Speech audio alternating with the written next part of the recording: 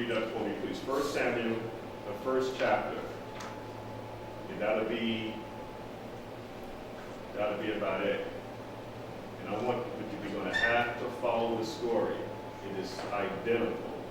Which verse? First, 1 and 1. 1 Samuel chapter 1, verse 1. Now there was a certain man of Ramadam, Sophim, of Mount Ephraim, and his name was Tanak, and the son of Jeraham, the son of Elihu, the son of Tohu, the son of Zophar, the Ephraimite. And he had two wives. The names of the one was Hannah, and the name of the other was Peninnah. And Peninnah had children, but Hannah had no children. And this man went up out of his city yearly to worship and to sacrifice unto Yahuah, a host in Yashra'al. And the two sons of Eli, Hophni and Phinehas, the priests of Yahuah, were there. And when the time was that Elkanah offered, he gave unto Peninnah his wife, and to all his sons and her daughters portions. Does everybody understand what's going on so far? Okay. Please pay attention. Go ahead. But unto Hannah he gave a worthy portion, for he loved Hannah, but Yahuah had shut up her womb. And her adversary also provoked her sore, for to make her fret, because Yahuah had shut up her womb. And as he did so year by year, she went up to the house of Yahuah, so she provoked her. Therefore she wept and did not eat.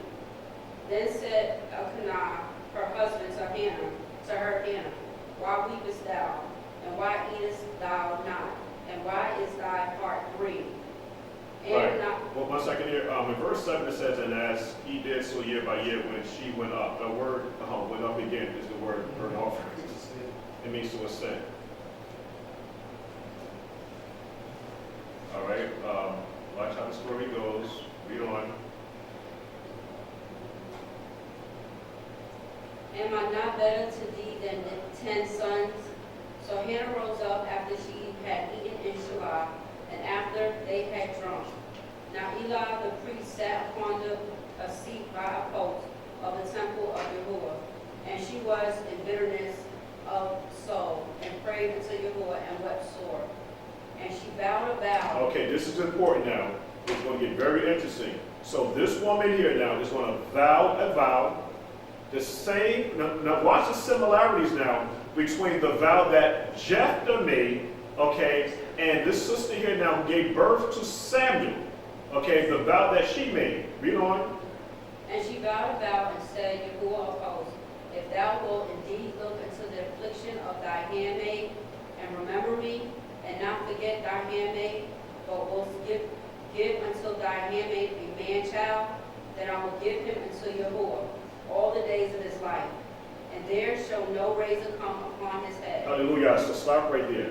And she vowed a vow and said unto the father of Yahuah, if thou wilt indeed look on the affliction of thy handmaid, and remember me, and not forget thy handmaid, but will give unto thy handmaid a man-child, watch the service that this son now is doing. He's going to be a dedication. He's going to be a vow. And I'm going to show you in scripture now, guess what? He is actually a burnt offering. A burnt offering is what Samuel was. And he did temple services to the Father all the days of his life. He was not burnt up through light of all. No, that didn't happen. Those were practices now of the other nations. And the Father gave very specific instructions now not to learn or follow the customs of the other nations. But he also gave specific instructions on it's better not to vow a vow. Because sometimes you make vows that are not good. Right. Besides that, with Samuel, if he was a burnt offering, which I don't dispute, and why isn't he mourning his virginity? He's mourning his virginity. Samuel didn't have any children. Yes, he did. Who was Samuel's children? Didn't Samuel have children? Where does Samuel have children? Because then Israel asked for a king? You talking about Shaul? No. get that back to me then. Okay. He was a priest. Yeah. Yeah, he was a priest. He was a well, actually, yeah, he was dedicated to do temple services. Let me read it. Let me read the rest of this here. And she vowed the vow and said, O Yahuah of hosts, if thou will indeed look on the affliction of thy handmaid, and remember me, and not forget thy handmaid, but will give unto thy handmaid a man-child, then I will give unto him, Yahuah, all the days of his life. There should no razor come upon his head.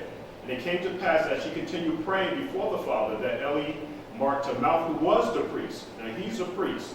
Now Hannah, she spoke in her heart, only her lips moved, but her voice was not heard. Therefore Eli the priest thought she had been drunk.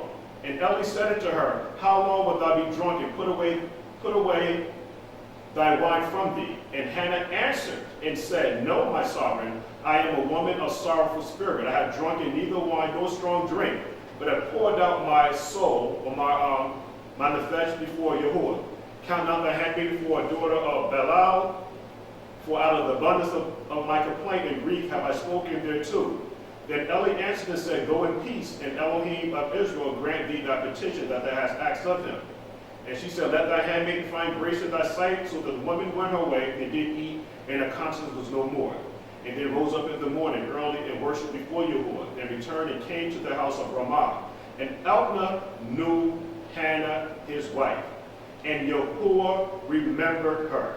This is when the vow is about to now take place. Elkanah now, he knows his Isha, and it came to pass when the time was about after Hannah had conceived, that she bore a son, and called his name Samuel, saying, Because I have asked him of Yahuah. And the man Elkanah, okay, and all his house went up. The word went up. We have the word Allah. Okay, Allah to offer unto Yahuah the yearly sacrifice. The yearly sacrifice and his vow. But Hannah went not up. She said unto her husband, I would not go up or ascend. I would not go up until the child be weaned. Then I will bring him, that he may appear before the Father and abide with him forever. And Elkanah her husband said unto her, Do what seemeth thee good. Tarry thou until thou have weaned him. Only Yahuah be established his word. So the vow that you have made, regarding this son, you must perform that vow. And after that vow was made, it said that Samuel then went up. Samuel now goes up, which is the Hebrew word burnt offering. He goes up now to fulfill the vow that his mother made. This is going to be the problem. If you read it in English, it's going to be a problem. But when you read it in Hebrew, the word burnt offering is not there. The word Allah is there, not the word burnt offering. So reading it now in context, this was not a priestly service that the priest was doing, where he's now offering up animal burnt offerings. Because I can easily now read all of this now in Hebrew. But if you can't understand Hebrew, I can show you in the Hebrew where it's substituting the word burnt offerings for the word Allah, the ayin, the lamed, and the hay, what it means to ascend. That's what it means. It means to ascend. Because Samuel is now fulfilling his mother's obligation. Watch this. 2 Samuel 18 and 19. Watch what happens. 2 Samuel, that Hebrew language is going to be very, very important. Very important. See if this sounds familiar.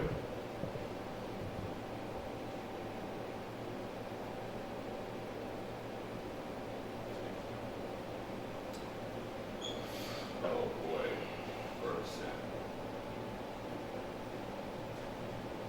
First Samuel, the second chapter. First Samuel. 1 Samuel, the second chapter, verses 18 to 19. Excuse me. 1 Samuel, the second chapter, verses 18 to 19. Now, Samuel is now dedicated. He's now acting in assistance with the high priest. And it said, but Samuel ministered before the father, being a child girded with a linen ephod. Moreover, his mother made him a little coat and brought it to him from year to year when she came up with her husband to offer the yearly sacrifice. We have a situation in Judges 11th chapter. 4 times a year, Jephthah made a commandment that the women that were virgins will go up and lament his daughter who was still alive because of the vow that Jephthah made regarding the Hebrew word vow, which is Allah. Not burnt offerings as a sacrifice of burning her up. And we have now the same thing happening now where Samuel's mother goes up every year to actually now do the same thing that the daughters were doing now in Jephthah's situation. And the same Hebrew words are still being used. How do we now get around if we read it in Hebrew and not in English when the word now means to ascend and to go up? It said that she went upon the mountains with these other women, okay, and they're lamenting with her because, again, the desire that she had was to be now somebody's husband and to have children. She can't do that anymore. And there were women now who actually now dedicated themselves just the way that a eunuch would do. A man would make himself a eunuch and dedicate himself now to the services of the Father. And there were women that also did the same thing. So Samuel wouldn't fit in that role because he didn't dedicate himself because he had 2 sons. So what his mother vowed was that he said he was lent to the Father all the days of his life. So his life dedication was now doing temple services the same way that Anna was when her husband died, when she decided not to remarry, but to now actually not do temple services all the days of her life.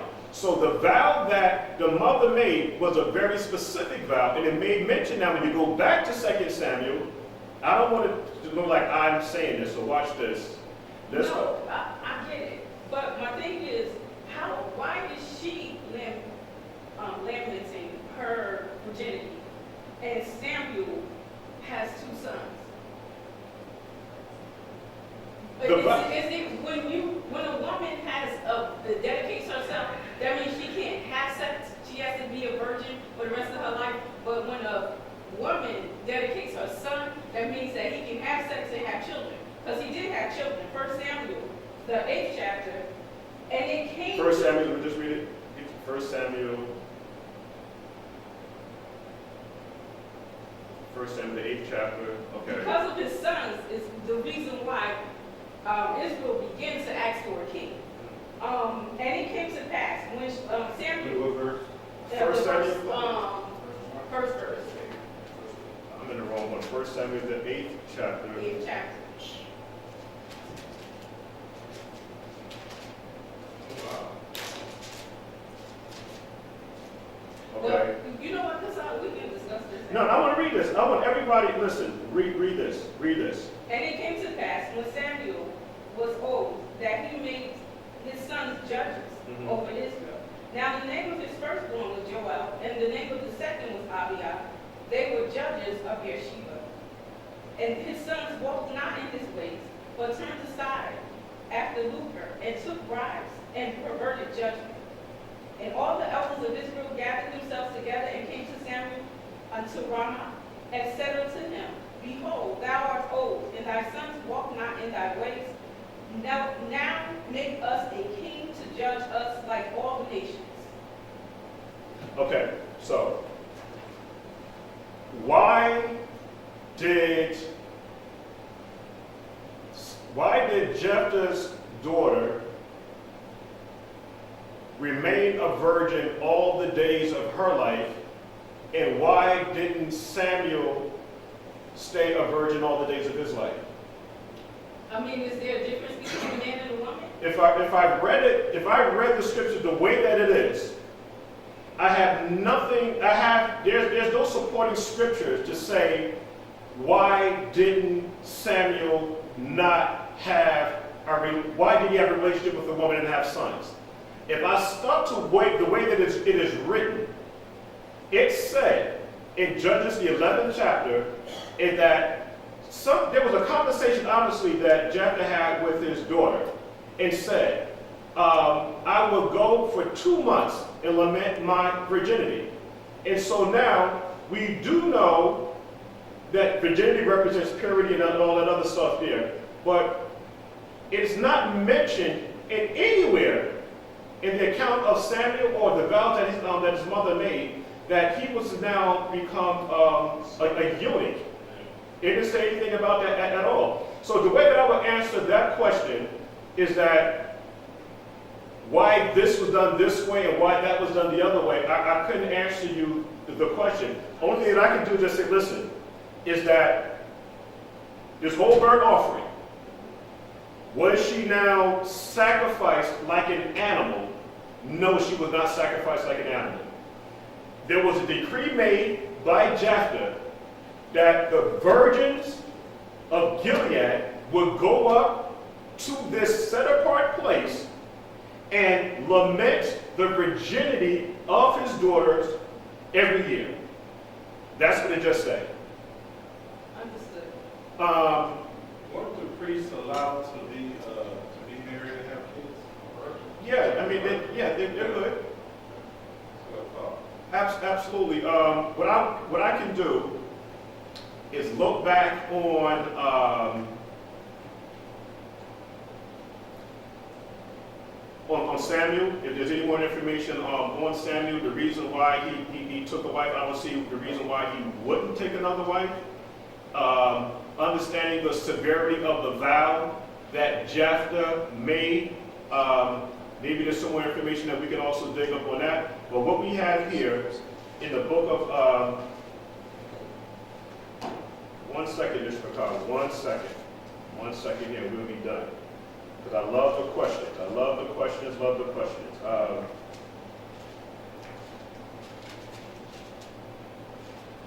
Actually, this first Samuel, excuse me. 1 second, we're almost done.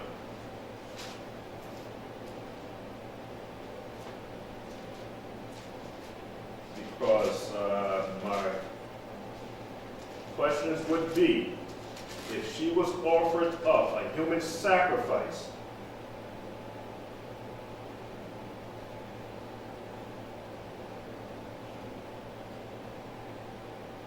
okay, 1 Samuel 1 and 22.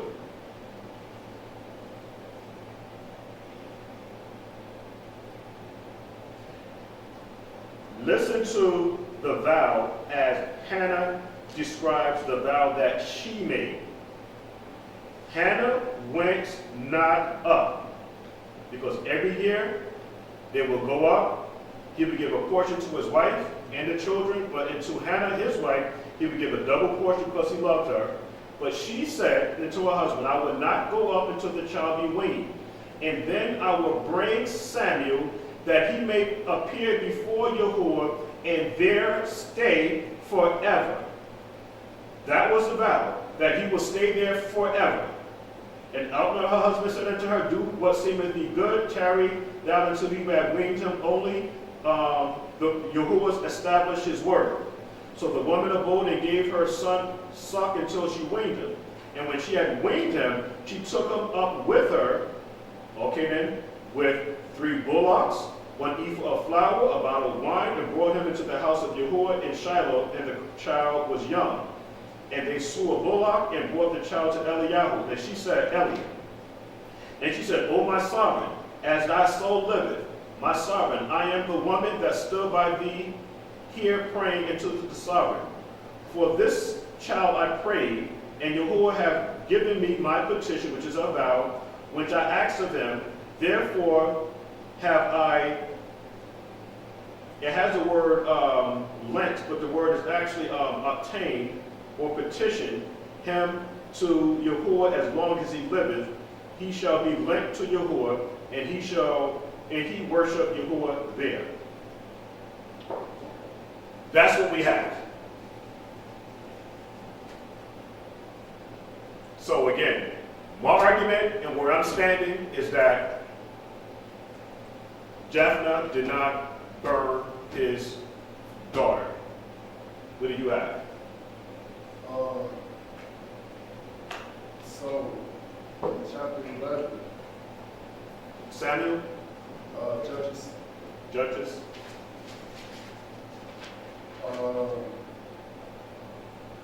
When Yetzar, he was saying that he had brought him very low, and I want them to choke him. What verse you in again? 35. Oh, okay. Seems like he was saying because the value he made was for a burnt offering. Mm-hmm. And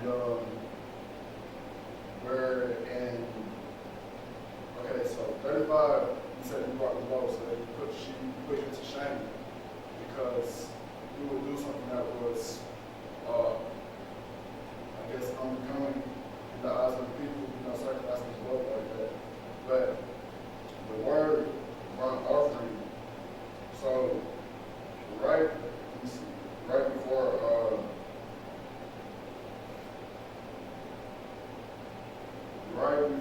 is, okay, so it's two words. You got Elah and you have Olah. Olah is burnt offering and Elah is for sin. Okay. We have the word, what is it again? Elah, Ayam, Lamad. The Ayin, Yes, sir. Ayin, Lamed, Lamed, and the Hay. the Hay. Yes, sir. This is what we have right here. Go ahead. And the other is Olah. It's the same spelling, Uh-huh. but it has different vowel names. Mm-hmm. And both of these words mean to ascend. Well, in the scriptures, Elah means to ascend, but Olah means burnt offering. Olah. Right, Olah, right, because we have the Olah, which means a burnt offering, and we have a makeup, which is a meal offering. What I'm saying here, what the scripture is sharing with us here now, is that when you look up the word, when you read this in Hebrew, it's not that way. Okay, I'll do it this way. Because in verse 31, he says that 35. Yeah, 35, right? 35 is where he said that he was about to shame, but 31 says that he will offer it up. 31. 31 is where it says, I will offer it up, Elah, for a burnt offering, Olah. So I will offer it up, that's Hebrew Concordance 5:59-27. That's Elah. And he says for a burnt offering, that's Hebrew Strong's Concordance H59